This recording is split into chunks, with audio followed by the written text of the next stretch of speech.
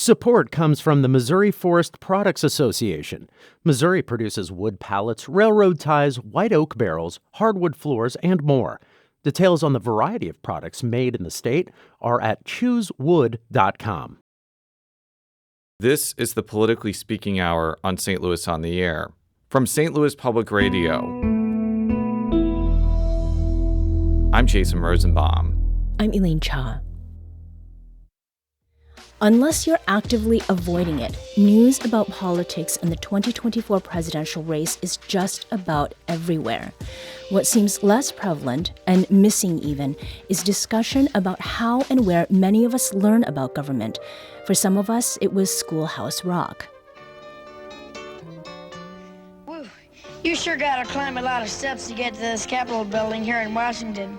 Well, I wonder who that sad little scrap of paper is. I'm just a bill. Yes, I'm only a But for the most part, it was through civics lessons at school. So what do Missouri students K through 12 learn in their social studies classes? Is it as seemingly simple as meeting state standards on topics or themes? Today's polarized political climate is no mystery, but does it affect how civics gets taught? And what implications does that have for civic participation? Here to talk with us about civics education, we have three guests with experience working in the classroom and with fellow teachers. First, we have Robert Good, Vice President of the Missouri Council for History Education and Education Coordinator for the National Council for History and Education. Rob is a retired teacher who taught at Ladue High School for 26 years. Welcome. Thank you. We also have Chebong Nam, Assistant Professor of Social Studies Education at University of Missouri, St. Louis. She is also an Educating for American Democracy grantee working with and in the school district of University City. Welcome to you. Thank you. And last but certainly not least, Lynette Early, President of Missouri Council for Social Studies and a social studies teacher at Knifer Middle School in Kirkwood. Welcome to you all. And thank you all for being here today. Let's start with something very basic, which is, what is civics? Lynette, how do you explain that to your students?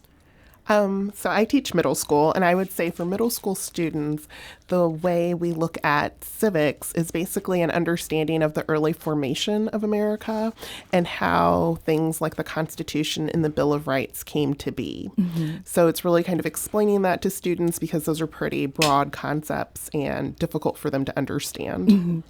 Chebong, when you are working with elementary school students, does your definition of civics, does it change, or is it somehow different from what Lynette has shared? At this moment, I'm actually teaching pre-service teachers. And for elementary, I do not directly work with elementary school students. But for me, the general definition of a civics is a subject helping students become authentic, informed, and engaged civic participants in a healthy constitutional democracy. Mm-hmm. For that, students should learn a knowledge of government and history and practice participation skills and also cultivate a democratic dispositions. Mm-hmm. I know this is like an abstract term, but right. by nature of my job, I have to have this kind of definition. Okay. And working with teachers is certainly something that is part of the scope of the conversation. Yes. Yeah. Rob, when students came to you in high school, did they come equipped with all of the knowledge that they should have, as described by Lynette and by Chebong? Yeah, I think, students come with some understanding of government, their role, the idea of decision-making. It's just not fully developed, and part of our job is to cultivate that and to think about civics as engaging students in working for the public good. Mm-hmm. And that really is, and they've been doing that since kindergarten. The first lesson is, how do we make rules together? How do we develop together? And so civics is a process that Mm-hmm. students do. It's not just something in a textbook that they learn. Okay. It's the process part. Emphasize that. We want to invite you to the conversation.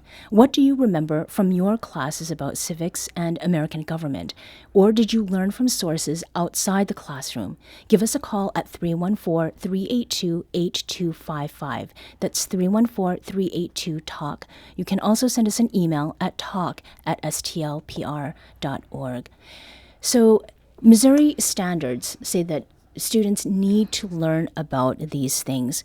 Rob, can you talk with us about what those standards are for each level of schooling, so elementary, middle, and high school? Sure. So from kindergarten through fifth grade, there are social studies, government contents, and civic standards embedded in a content that starts with sort of the classroom and then is expanding cities. Third grade is Missouri. Fourth grade is the United States, up through 1877. Fifth grade is beyond. So in kindergarten, they may be talking, as I said earlier, about how do we make rules together. In fourth grade, they may be beginning to look at the Declaration of Independence or the Constitution and how were those rules made. And in fifth grade, they may be expanding that and saying, well, how are civic questions being answered contemporary? And then in middle school, there's not as much, although there is U.S. history, and then there is a required U.S. government class in in high school. Mm-hmm. Lynette, in your teaching of middle school students and these standards, which of them do they seem the most prepared to talk about or to learn about, and which ones are less so? I would say for middle school students, in general, they seem to have a pretty good grasp of the three branches of government. They sort of know about the president as being in charge of the executive branch. So they kind of have a good understanding of the way checks and balances in the three branches work at the federal level. I would say the trick is to make them see that at the state and local level. I would say the other area that kind of befuddles them is looking at the debate that was surrounding the writing of the Constitution and looking at like the Federalist Papers. I think students really feel like the Constitution was a done deal and there was no debate and everyone was on board with it.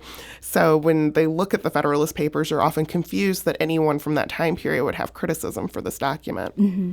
And Tambong, is part of maybe the dynamic that or the phenomenon that Lynette is describing about kids coming into middle school thinking that these documents and like they're all done deals. Is that because of the way that like elementary school students are approached and how they are like fed information? I think that yes and no. So I want to approach this issue. I want to start by like authentic participant. So, probably the first things that students are learning from civics or history-related classes is about three branches of government. I'm not saying that this is wrong.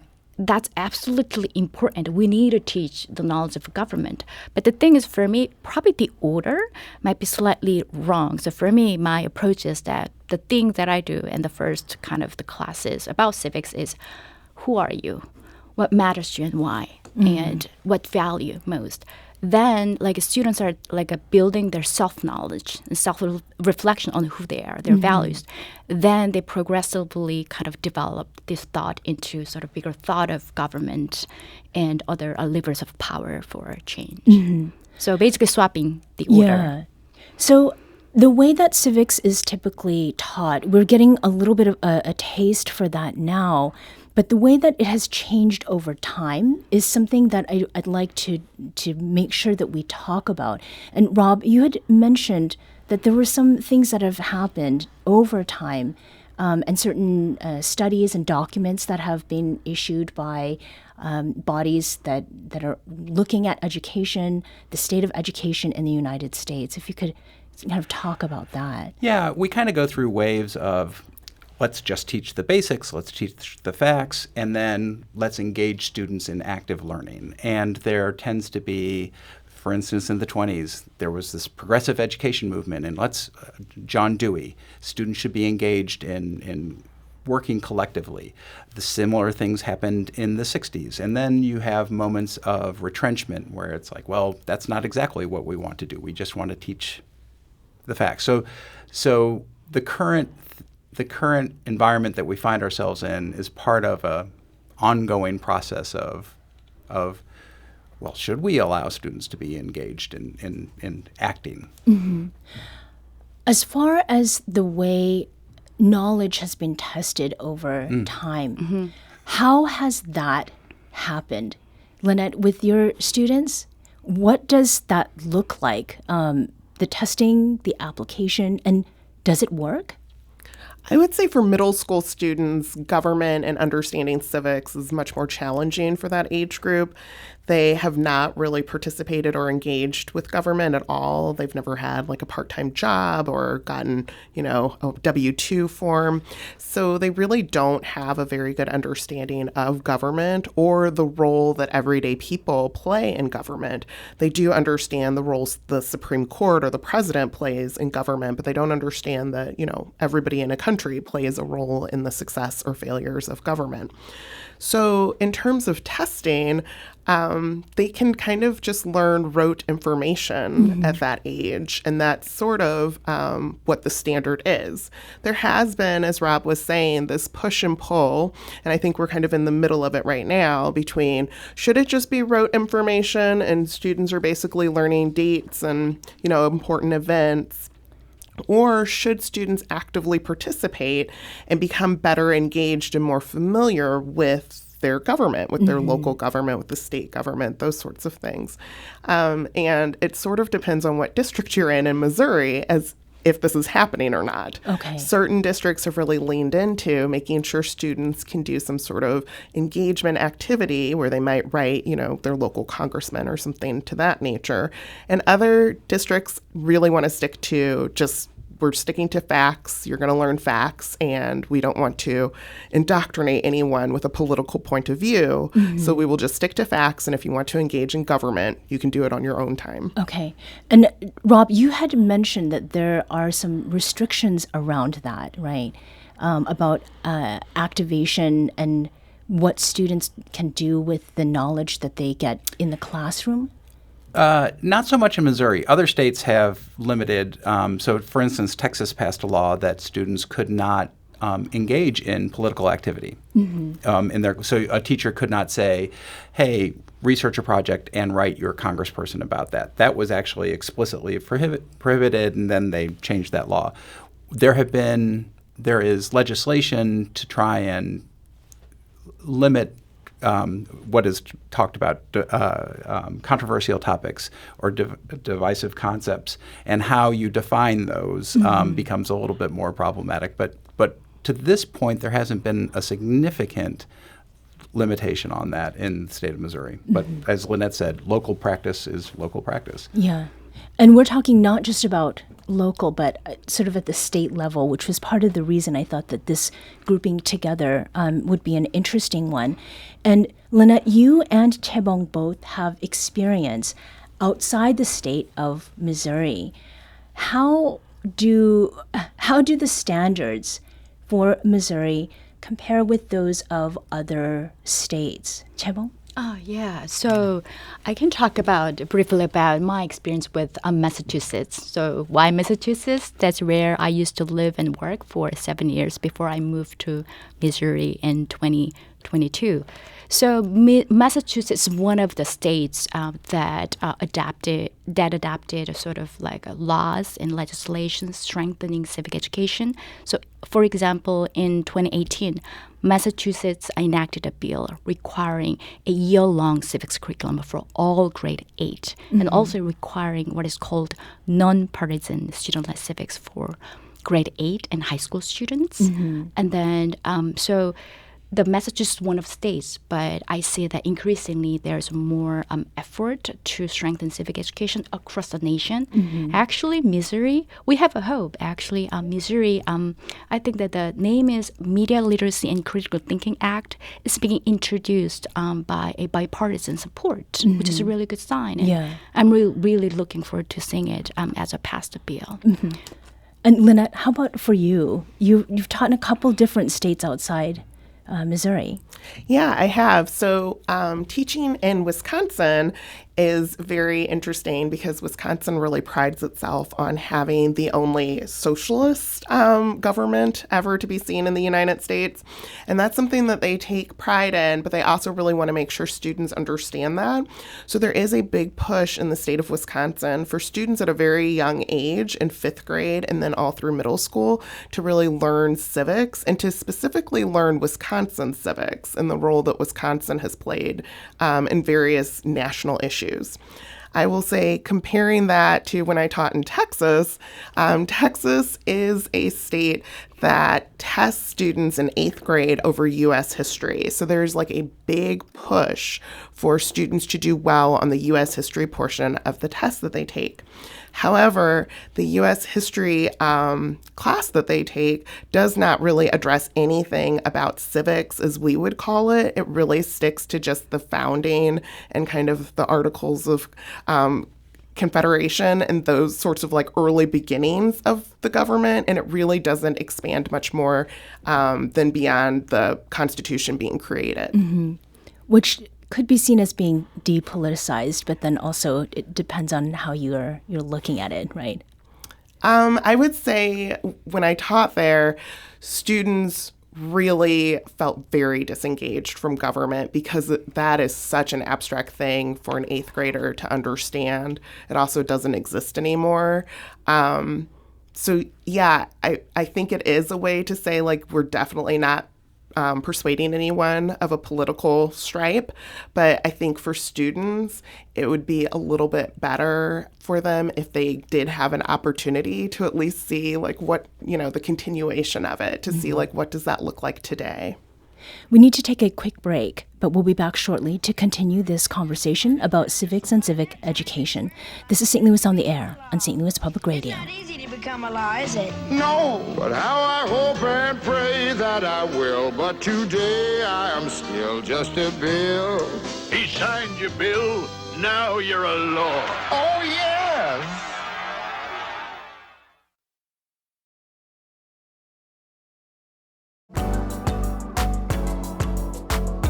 Welcome back.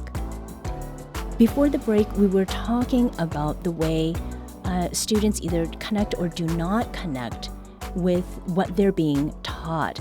And Chaebong, you said that you have an example of something that really did do a good job of that back in Massachusetts. Tell us about that. Yes. So I want to tell a little bit more about what is called the Student-Led Civics Project. So for the Student-Led Civics Project, the first step is actually students are reflecting on themselves and thinking about the issue that they matters to them. We are not asking about what do you care about the government. We ask, what do you care about your family, your friends, and what matters to you? Then students identify topic and they research and they make a plan in a doable scope, and also they implement it and reflect it. Yeah. I know these are simple steps. It has a power. It's because it starts from I, not from the 3 branches of government. But throughout the process, the students, they could connect who they are, what they really value, to the roles of government and roles of power. And actually, I've seen students are choosing a variety of topics: mental health, like ocean pollutions, or gender wage gap, and gender equality, or diverse curriculum, or all sorts of things. And one really important observation is that the more students have a passion on the topic, which is by their choice, they could far longer and far more effectively throughout the process. And they feel really efficacious about their achievement, regardless of they actually achieve the goal that they really wanted to. But they sort of feel very empowered, and they are connected to the government and also other levers of power. So I really like the example, and I hope that those examples to be more sort of shared by other people in other states as well. Now, Rob, given your years of experience as an educator working with history, government, you did teach high school, but you've been able to understand how civics, as we're talking about it now, is taught at every level, K through 12. I mean, is what Chaebong is talking about, is it all that revolutionary? I mean, has it been happening? And that is certainly not to take away from that project, but it sounds like it's commonsensical. Well, it is, but, so here's the thing. So I was listening to Chaebong talk about that curriculum, and when I taught government, that's how I taught it. Now, the standard approach is there's a textbook, and the standard government, at least at the high school level, is foundations, constitution, legislative branch, executive branch, judicial branch, public action. I just didn't want to sit there and make it dry, so I had my students identify issues early on, and so I had kids that were for gun control and gun rights, and so they have multiple perspectives. But at each stage, they would develop a portfolio. What legislation intersects with this? How does the Constitution intersect with this? And at the end, there was some sort of government action that they had to do. So it's not revolutionary, but that can get tricky, and a lot of people, and maybe we'll talk about this, get very nervous about stepping outside of the lines. Teachers are worried about how will they be judged by policymakers, and particularly in our polarized space. Right. Will I have the capacity to do that sort of thing? So it's safer to just do the sort of dry, what Lynette was talking about, learn about the Constitutional Convention. Well, the Constitutional Convention is fun, but, rote learning. Mm-hmm. So this idea of making it relevant to students on the individual level, it again seems like something that is why would that not be happening? But the fact that we are, Rob, as you've mentioned, and we said at the top, we are in a very politicized political environment. I mean, to what extent have civics and politics been conflated? Chaebong, can you speak to that? Yeah, so civics, I think that it's a safe word to use. And when it comes, as opposed to politics or political, it's more charged terms, and people feel anxious or unsafe about using the terms, especially under the civic education context with the polarized kind of climate. But for me, it's my actual concern about the civics and politics distinction is that because of fear and anxiety, we may use the term civic engagement in a too narrow way, which means, so I say just briefly about what civic engagement should mean from my perspective. 3 elements. 1, philanthropy or civil society association work or charity. 2, activism, advocacy, or other kind of protests or rallies, which is really important for political voice. 3rd, conventional politics, voting, holding office, and electoral campaigns. But the thing is, because of the fear and anxieties, when people use the term civic engagement, they may only include first 2 or one of the 2, not including or eliminating conventional politics. For me, this is concerning because this is sort of worsening the political cynicism that is already bad out there. So for me, for civic education, when it comes to civic engagement, I include all 3 elements equally important. Lynette, you are nodding. And I think something that is interesting about middle school students, so middle school is notoriously hard to teach. The turnover with teachers at that level is highest. But I think part of that has to do with sort of this in-between state that middle schoolers are in. I mean, by virtue of middle school, that they don't necessarily feel like they are empowered to make some change. I mean, why is it that you were nodding as you were hearing Chaebong talk about particularly the conventional politics or conventional government part? I think I was nodding because I always feel like, especially lately, things are very charged politically in the state of Missouri. And I think this push for civic education is sometimes not necessarily a complete civic education. It's this idea that they can learn about the founding fathers, and that's totally safe, and everyone should know that. And then, if you move into more contentious areas of politics, it suddenly becomes, crickets chirping, and nobody really wants to touch that or talk about it, and they aren't considered topics worth, diving into with younger students especially, but even high school students. Rob, in your conversations with educators across the state, what are they doing to ensure that students do feel some measure of agency as they're learning about, principles of government, and also in this environment in which a teacher could be dinged if we're talking about things sort of in light terms, but that their livelihood could also be threatened? I think a lot of teachers, particularly at the secondary level, but also all throughout, are looking at processes of discourse in the classroom. So how do we create a civil discourse? So some of that is community building up front. How do we build a community? We are citizens together. And then how do we engage with each other? And teachers are looking for, there's Socratic seminars or structured academic controversies or deliberative structures with multiple options instead of just two, instead of debates. Those sort of pedagogies are helping teachers help students engage with each other in these polarized times. Mm-hmm. And is there anything that is happening in schools with school government? So I feel like I have not heard very much about that. Chaebong, is that something that's happening in the U City district? Are there like student body elections happening at elementary and middle school levels in particular? Probably elementary level school governance, and I may not know not enough. But speaking of what just Rob mentioned about having difficult conversation, especially under the polarized context. So what I'm really interested in the particular era is the question here. How can you teach honestly about the wrongdoings and past wrongdoings and crimes of the past of this country, but without falling into cynicism, and also show appreciations of founding era without tipping into glorification? So this is actually not my own question. This is a question coming from what is called the Educating for American Democracy Roadmap, which is created by bipartisan effort for civic education.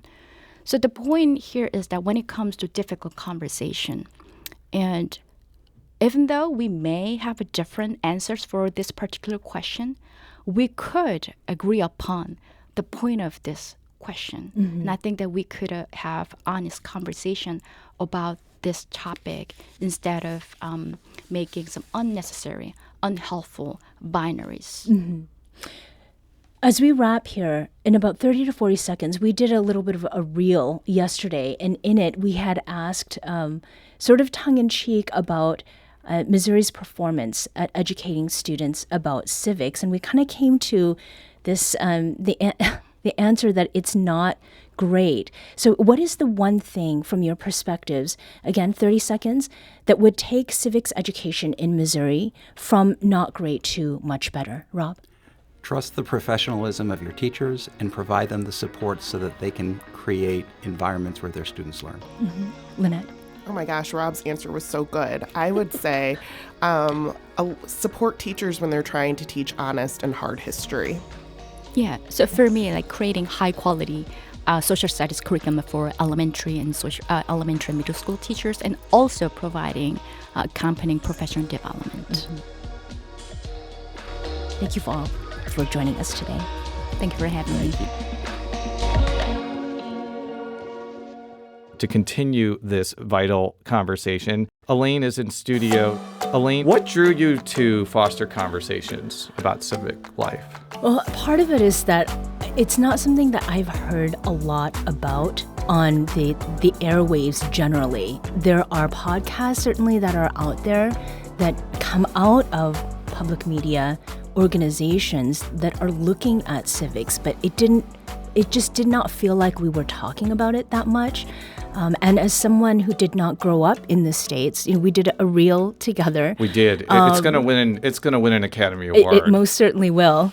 But the part of that is in joking around about being Canadian. But I did not grow up going to school K through 8 in the United States. So part of it is my own curiosity about the way that teaching of government and civics is done in schools.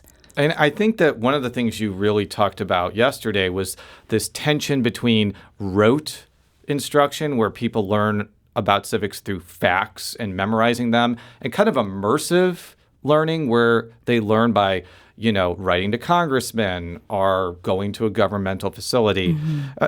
Is one better than the other? It seems like they have their ups and downs. Right. Well, I don't know so much that the folks that I was talking with yesterday, they're educators who also work with teachers. And I'm not sure that we can say that one is better than the other. I think that the one, information, facts, history, that does not work as well if it is not put hand in hand with something that students in particular, they may not be old enough to vote, but they're certainly old enough to be engaged in civics. And so the two working together, that just makes more sense. Another point that was brought up is that the approach to civics is that it's not about indoctrination or about politics.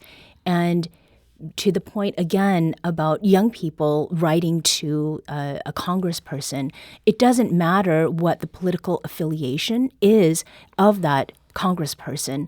They are still in a position where they need to listen to constituents, and young people who cannot vote, and like people who are part of immigrant populations who are not able to vote because they're not citizens, they're still part of the constituency.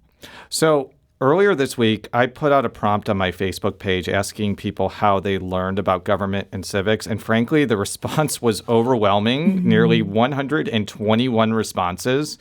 And I want to break it down in a couple of ways. There were a number of people who talked about how they learned about civics and government through school.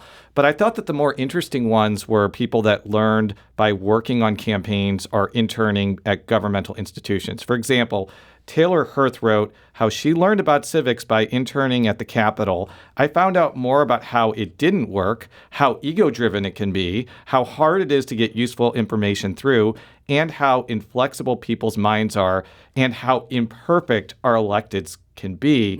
Kelly Schultz adds, my internship, school teaches you process, but you can't truly learn about people power and the strategy to gain power and influence people at every single step of the process until you are in the building. That seems to be an endorsement of more immersive learning about civics than the roteness. By the way, I love that word rote, but what do you think about that? Well, first of all, I think that the people that you were speaking with, it really does depend on who the audience is, the people that you're engaging with, and being able to engage on that level of internship at the Capitol and being able to be in conversations with people who are deeply involved with the political process, that there's a little bit of privilege that's attached to that. And so, when it comes to how people do get a better understanding, if you are younger, you're sort of you're subject to whomever you are around. You have a little bit less agency. But once you get to a point where you can sort of seek out opportunity, so much of it is being left on the individual. And I think that does make sense, but at the same time sort of brings up questions of, do you need to be involved in that way in order to have a working understanding and knowledge that is attached to, a person's feeling empowered and engaged in civic processes. And in the last minute we have left, we also had people say they learned through watching the news, The Daily Show, Schoolhouse Rock. Steve Englehart even said The Sopranos taught him about politics. And I learned about it by ingesting a lot of news media. How did you end up learning about civics and government? Very shortly, I learned through Schoolhouse Rock. That's in my adulthood. I also learned an AP US history in high school, which was hard because I was a recent immigrant at the time. I didn't even know what the state capitals were. And then standard government class. So I think there's a lot to be said for what people can learn outside the class, and that's what I'm hoping that we can talk more about. My biggest disappointment is I got a 4 in AP government instead of a 5. But, nobody's perfect. Elaine, thank you so much for joining us today. And Elaine, of course, is the host of St. Louis on the Air. Yes. Well, thank you for having me today.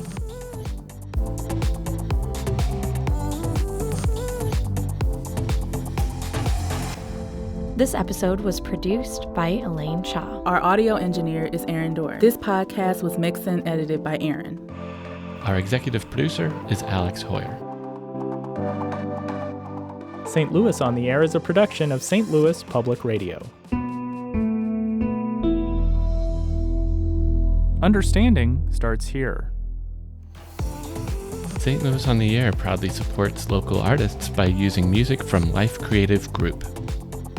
Do you find yourself regularly listening to episodes of St. Louis on the Air? Suggest us to a friend you think might enjoy our conversations. And leave us a review and rating on Apple Podcasts on the App Store. It's the simplest way to help people discover our show. Thanks. St. Louis Public Radio is a member-supported service of the University of Missouri St. Louis.